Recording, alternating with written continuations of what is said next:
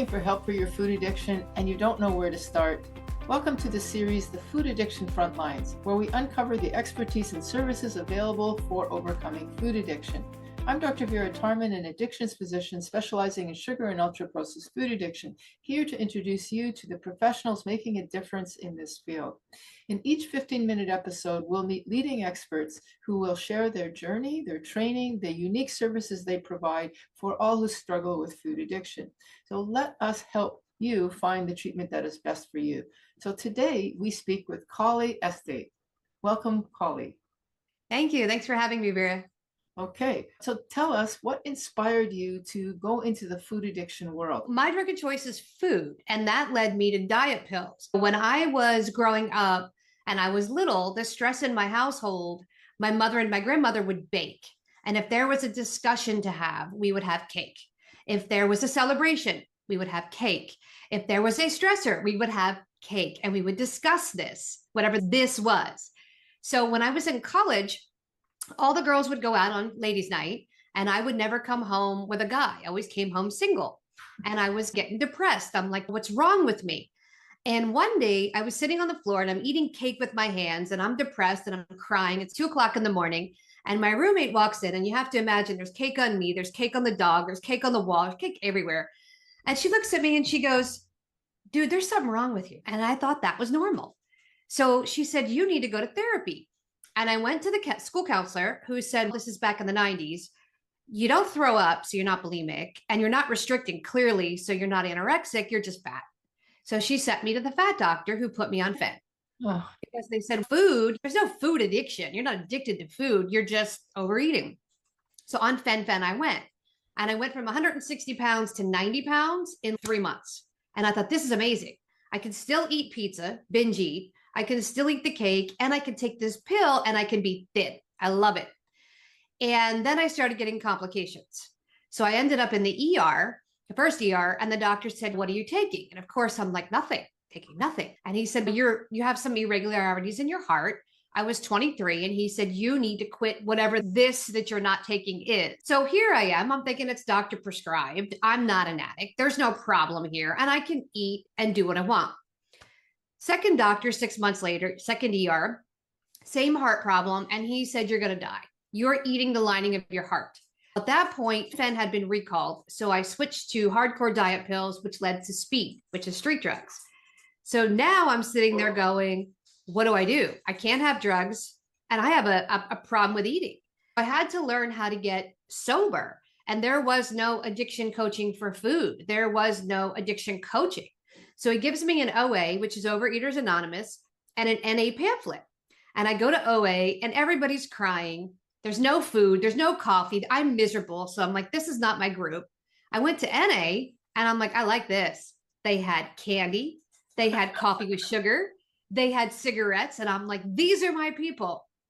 But I didn't get sober. I just kept doing the same thing with sugar. So eventually, a friend of mine said, you got to come with me to yoga. And I learned how to manage my emotions with food on a yoga mat. And my instructor, who was in recovery for alcohol, said, every time you want to open the fridge, do a sun salutation. And I couldn't touch my toes. And I was like, this is stupid. And he said, I don't care if you think it's stupid, do it. And I did it. And it became every time I had a craving for sugar or sweets or processed food, I would do a sun salutation. And then eventually 20 minutes would pass and I'd be like, wow, I don't want that. Then I learned that my trauma and my food are interconnected. But this is back when there wasn't a training for this. So I learned this all on my own through research. How is this connected to the brain? And now we know there's neurotransmitters that are addicted to McDonald's because it's got all that ultra processed stuff. And the diet drink world, where it says diet, when it tastes so sweet, we want more. So all these things have changed since I got in recovery. So I've learned all of those things and I've studied them. And I put them together for my clients. So it's not just personal experience. What's the neuroscience behind food addiction? What's the chemical connection? What's the trauma connection? Trauma and food are so connected. So all of these things I put together for my clients. And then I created a whole food certification program for people that want to be food addiction coaches from a scientific perspective, not just emotional, but everything. Give me some of your credentials for food addiction. I have a Ph.D. in clinical psychology. That's the forerunner of what I have, with addiction medicine being my secondary.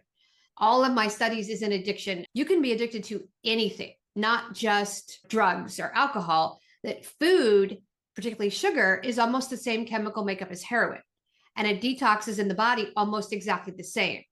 I am always studying something new, something coming around. I do the memory reconstruction for trauma, and I use that to break the food addiction as well as the chemical. Okay, so you have the Ph.D. in clinical psychology, the specialty in addiction, and then it sounds like your own experience of food addiction has informed you further into the food addiction realm.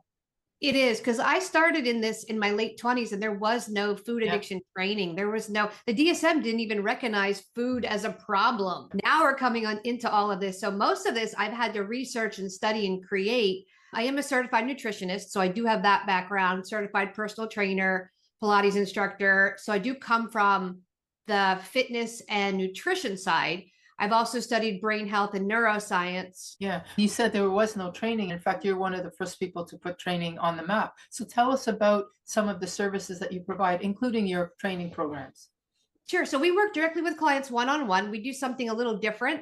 We do more of a deep dive where we look at the entire person. So it's chemical, it's mental, it's emotional, and spiritual. And we treat it from all of that. So it's not just abstinence, it's also healing the gut from all the damage caused. Sugar will cause mold, will cause inflammation, can cause cancer. It can cause fibromyalgia. You can get all these symptoms. A lot of people say, I'm abstinent, but I still don't feel well. So we specialize in, let's get you well. Let's clean the gut. Let's clean the whole body. Let's get your brain firing the right way. We have a whole supplement line for that. We do the emotional, mental connection. We also have the trauma. We work through all those pieces. And I have a certification to teach people how to use that model. So it's not just abstinence, it's let's get to everything. The physical body, the chemical body, the spiritual body. Do you identify yourself as an abstinence practitioner or a harm reduction or a blending of both?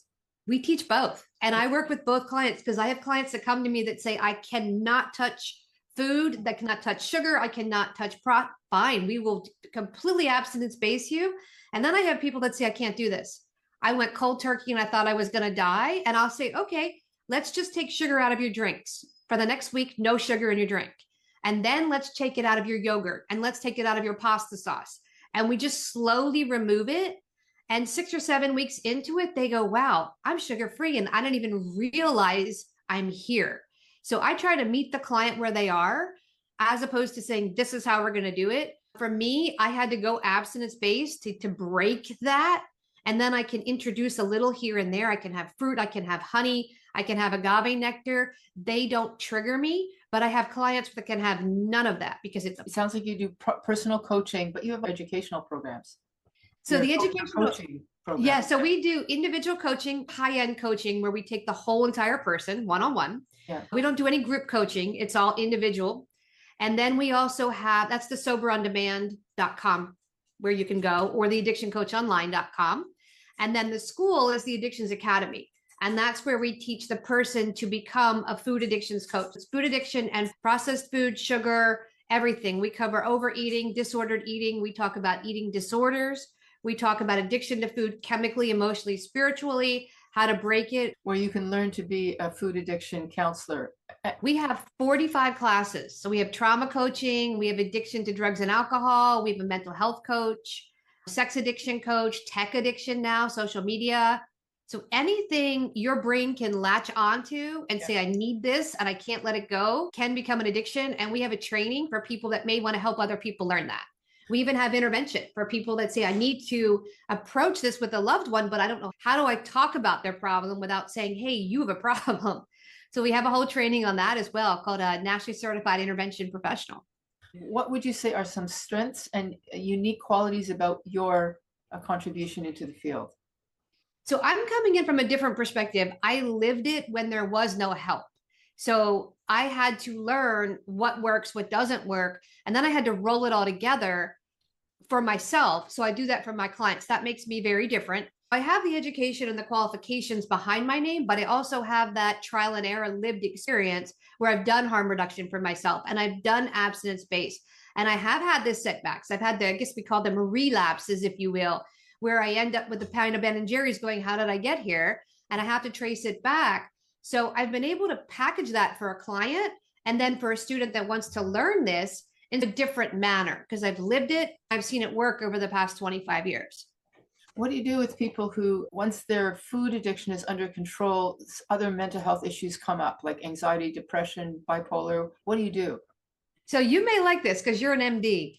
Everything I treat is traced to the gut. So when somebody says to me, I'm borderline, I'm bipolar, I'm schizophrenic, I'm depressed, I'm anxious, I say, let's get some testing done. I want to test your cortisol levels. I want to test your candida levels. I want to see where your mold toxicity is.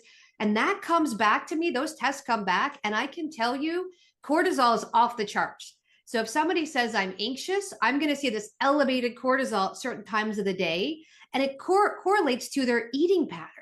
So when somebody says I stress eat, I can almost tell you, I bet your cortisol popped.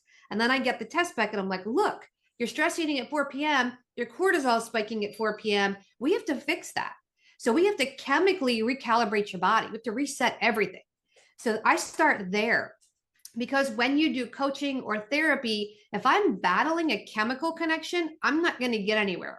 And that's why you hear people say, I've been in therapy for 20 years, 10 years, or 5 years, and I'm not getting any better because the chemical isn't done. If I clear your gut, I clear your mold, I clear your mind, guess what happens?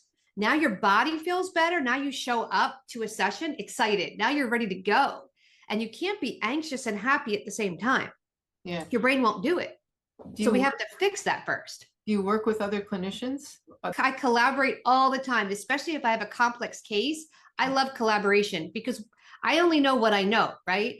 And more clinicians know more than me in different areas. So if I can bring people into a team, I love that. How do you involve family members, support systems? If they want to be involved, I love it. And the first thing I have the family do is I have them go sugar-free for 2 weeks because they don't understand what their loved one's going through.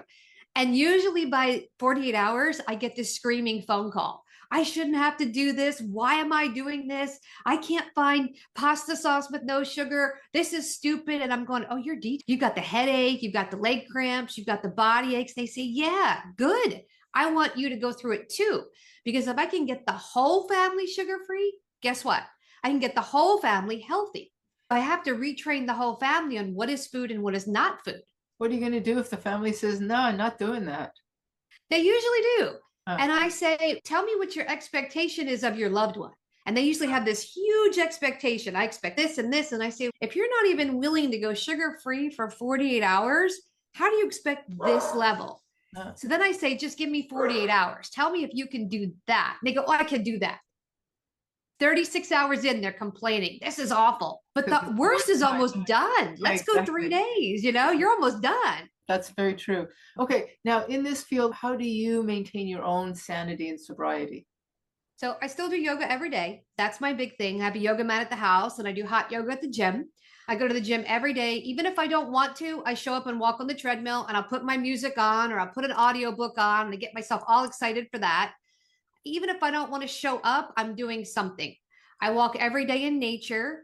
I take a magnesium bath every night. I take all of my supplements. I got my whole supplement kit here. So I'm always trying to keep my energy up. And to do that, I have to be clear-headed and chemically on point to help my clients. Because if I'm not on point, I'm going to show up tired and that energy is going to transfer to them. Is there anything that we haven't talked about that you could showcase? For example, you've written lots of books. I have the I Married a Junkie series. So book 1 and book 2, my husband passed away. So I just wrote that. He was co-authoring the second book when he died. And it's all about living with a heroin addict and what it's like as the spouse of an addict and what you can do as a spouse. And then I did the 7 key principles to tap into the wealth inside you. Chapter 1 is Eat Your Broccoli. It's all about food addiction and getting rid of the crap you put in your body if you want to self-actualize. I also have an Unpause Your Life workbook, and I have a Recovery Coach workbook, which are exercises to get you into the mindset of letting go of the things that are no longer serving you. And you have an Unpause Your Life podcast. I do, and you hopefully will be coming on again soon. Yeah. How can people find out more about you? So they can go to CaliEstes.com or SoberOnDemand.com, theaddictionsacademy.com, and theaddictioncoachonline.com, and Unpause Your Life. All right. Any last words that you want to leave with the listener? Sure. If you're trying or looking to do this, start small. Give up one little thing every day, like the crappy creamer in your coffee. Start there. Don't put the sugar in your coffee, just one thing, and see how you can do it. And then when you do it, that's a win. Then you can do the next thing and the next thing and the next thing. Don't think, oh my God, I have to do this all tomorrow, because it's daunting and overwhelming. And then from there, you'll be able to do it. Okay. Thank you so much, Collie, for your time. Thank you. Thanks for having me. Sugar is the enemy, corrupting the minds of the teens, expelling you not to foresee. Your body's your temple, your mind is your key to a life tapped into happiness. Have it, don't dream it. If only you could see it. It's all in you and I. It's all in you and I. It's all in you and I.